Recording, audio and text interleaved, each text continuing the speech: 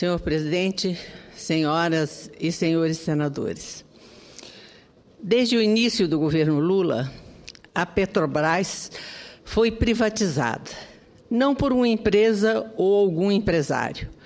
Foi privatizada numa forma inovadora para servir os interesses do partido que ocupa o Palácio do Planalto há 12 anos. As notícias recentemente veiculadas começam a esclarecer o desastre que a administração do período petista representa para uma empresa cuja história se confunde com a história do Brasil. Mais do que isso, a história da Petrobras se confunde com a história do Brasil em desenvolvimento. O uso que tem sido feito da Petrobras. Vejamos algumas medidas que colaboraram para o desastre da administração da maior e mais importante empresa do Brasil. Dados os desmandos, que os desmandos foram muitos e a escassez do nosso tempo, vamos nos ater apenas às mais evidentes. É usada como instrumento econômico. A empresa também vem sendo usada como instrumento de política econômica para o controle da inflação. A evolução do câmbio e dos custos não está considerada na política de reajustes autorizados pelo governo. A empresa amarga perdas expressivas na sua receita corrente. Como se deseja cumprir o programa de investimentos, e todos queremos que ele seja cumprido, o único caminho tem sido o endividamento. O resultado foi o aumento exponencial do endividamento. Entre 2007 e 2013, a dívida da Petrobras passou de 39 bilhões para 268 bilhões. Ou seja, a dívida da Petrobras aumentou 6 vezes em um período de apenas 6 anos. Essa deterioração contribui para o rebaixamento da nota da Petrobras pela agência de risco Standard & Poor's. É usada como instrumento de política industrial.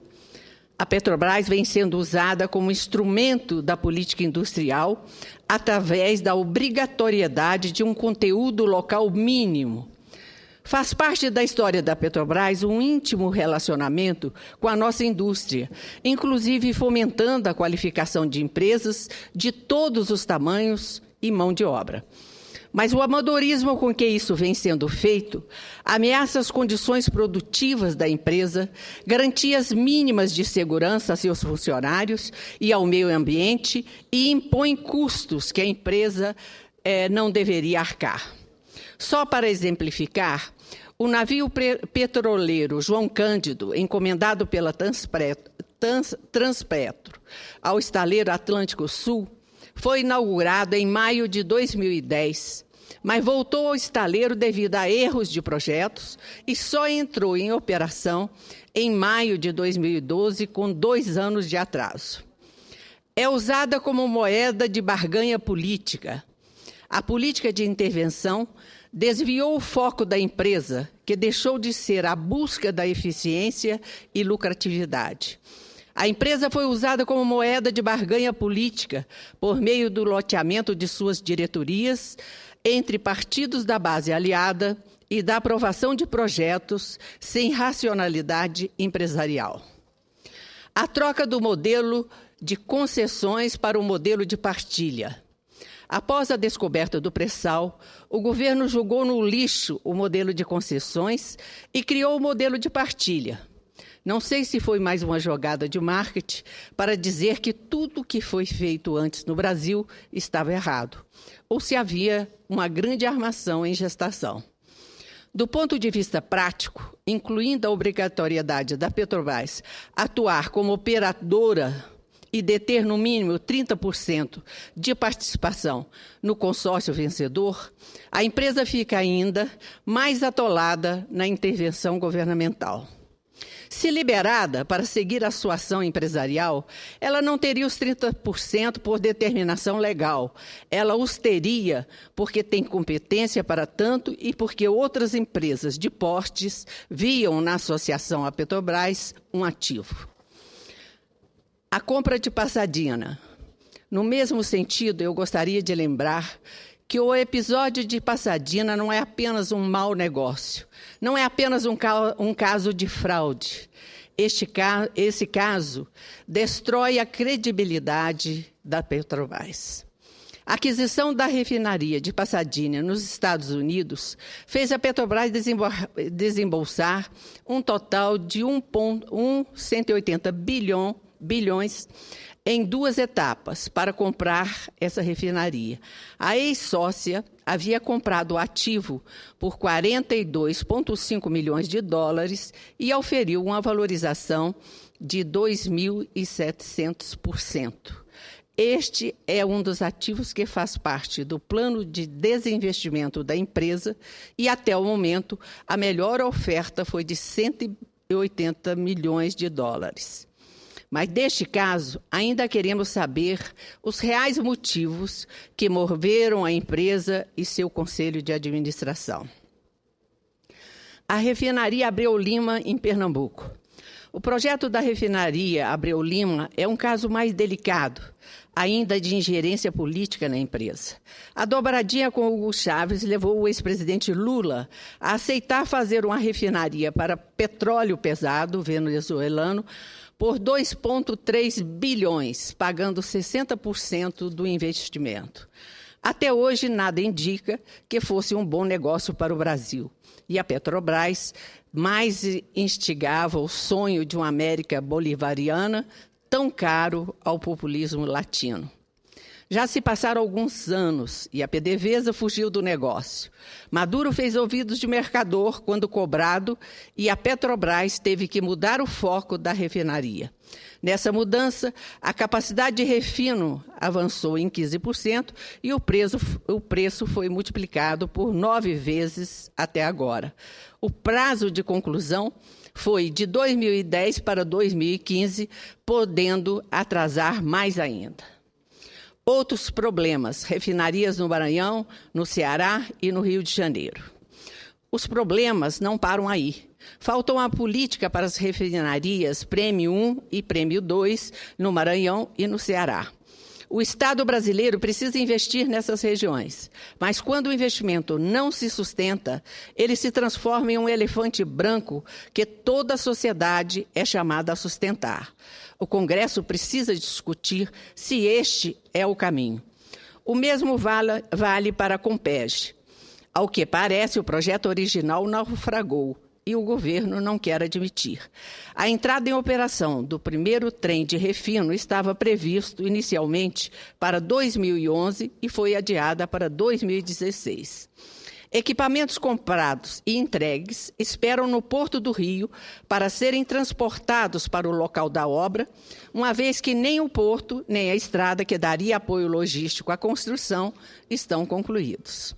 Mas novas denúncias já emergem em operações da Petrobras biocombustíveis, num formato até semelhante com a compra de parcela de refinarias por preços que não parecem condizentes, segundo relata o TCU. A destruição não foi pequena. As metas de produção. Desde 2003, que as metas de produção do petróleo não são cumpridas. A estagnação da produção é notória. Mesmo com forte aumento da produção nos campos do pré-sal, a produção total da empresa continua estagnada. A produção de petróleo da Petrobras no pré-sal vem aumentando desde o início da produção em setembro de 2010. Em janeiro de 2014, a produção alcançou 358,8 mil barris dia, devendo a significativa exploração e desenvolvimento e a alta produtividade dos poços. Mas a produção de petróleo da Petrobras na Bacia de Campos vem caindo de forma sistemática desde o início de 2011. Em janeiro de 2011, a produção na Bacia de Campos representava 84% do total. Em janeiro de 2014, a representatividade havia caído para 76%, devido à significativa taxa de maturação dos postos e paradas para manutenção das plataformas. Os aumentos de custos e atrasos na conclusão de projetos refletem-se no aumento da importação de gasolina. Em 2013, o volume de importações da gasolina cresceu 470% com relação ao volume importado em 2010. Por conta da falta de capacidade de refino e do aumento da demanda devido ao subsídio dado à gasolina e ao aumento da frota automotiva, incentivada, como os senhores sabem, pelas seguidas isenções de IPI. A perda estimada com a importação de gasolina e diesel entre 2003 e 2013 é de aproximadamente 10 bilhões, sendo 3 bilhões referentes à importação de gasolina e 7 bilhões referentes ao diesel. Com todos esses contratempos, a empresa perdeu 34% do seu valor na Bolsa em apenas um ano. A empresa valia 254,8 bilhões ao final de 2012 e hoje vale 184 bilhões em 2013. O papel do Congresso. Não resta alternativa. O Congresso tem que assumir o resgate da Petrobras, mudando a forma e a postura do governo como seu acionista controlador. É preciso retomar o foco no lucro e na eficiência. É preciso ter uma política de realismo tarifário. É preciso fomentar a indústria, mas isso não pode ser feito à custa da saúde financeira da empresa. O problema da Petrobras não é problema apenas da empresa, é um problema do país, é um problema de todos os brasileiros. O governo precisa vê-la como ela é, uma das empresas mais importantes para o desenvolvimento do país, não como tem feito. O governo tem usado a Petrobras como um instrumento de barganha política para atender às demandas da sua base aliada. Temos que saber quem são os culpados. Esta não pode ser uma disputa entre oposição e situação. O problema é de extrema gravidade e temos que apurar as responsabilidades. Até agora, o que sabemos é que a culpa é, sim, daqueles que faziam parte do Conselho da Administração e que autorizou a compra desastrosa da refinaria de Pasadena. Eles que assumam a culpa, esta e todas as outras que foram aqui citadas. Muito obrigada, senhor presidente.